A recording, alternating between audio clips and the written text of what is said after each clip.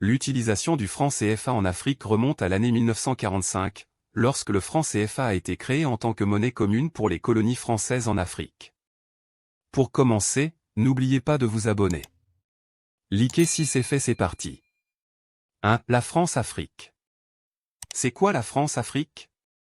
La France-Afrique est un terme utilisé pour décrire les relations complexes et souvent controversées entre la France et ses anciennes colonies africaines, principalement en Afrique subsaharienne.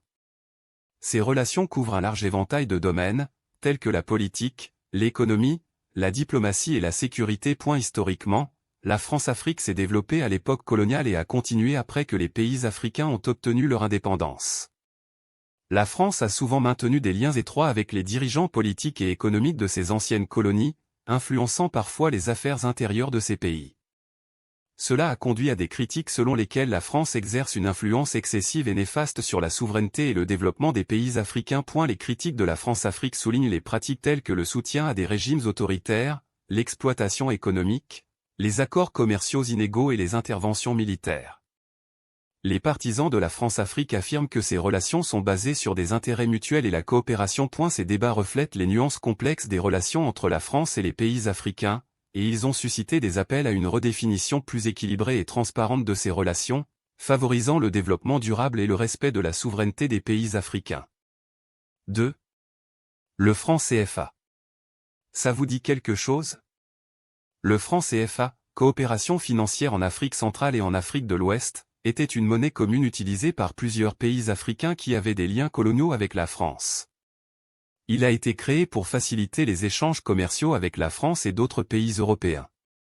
L'imposition du franc CFA a été liée à l'héritage colonial de la France en Afrique. Lorsque ces pays africains ont accédé à l'indépendance, la France a continué à exercer une influence économique et politique en maintenant des liens financiers étroits.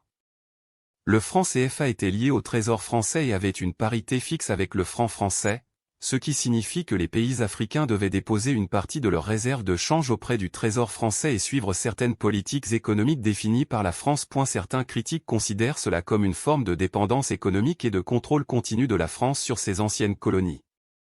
Au fil du temps, il y a eu des appels à réformer ou à mettre fin au franc CFA pour permettre aux pays africains plus d'autonomie économique. En janvier 2020, 8 pays d'Afrique de l'Ouest ont adopté l'ECO comme nouvelle monnaie régionale, rompant ainsi avec le lien direct au trésor français, mais certains éléments de l'ancien système persistent toujours. 3. L'ECO. Oui, l'ECO.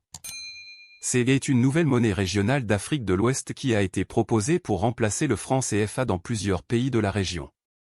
L'ECO est conçu pour offrir une plus grande autonomie économique aux pays d'Afrique de l'Ouest par rapport aux arrangements précédents liés au franc CFA. En janvier 2020, 8 pays d'Afrique de l'Ouest, Bénin, Burkina Faso, Côte d'Ivoire, Guinée-Bissau, Mali, Niger, Sénégal et Togo, ont annoncé leur intention d'adopter l'ECO comme nouvelle monnaie commune.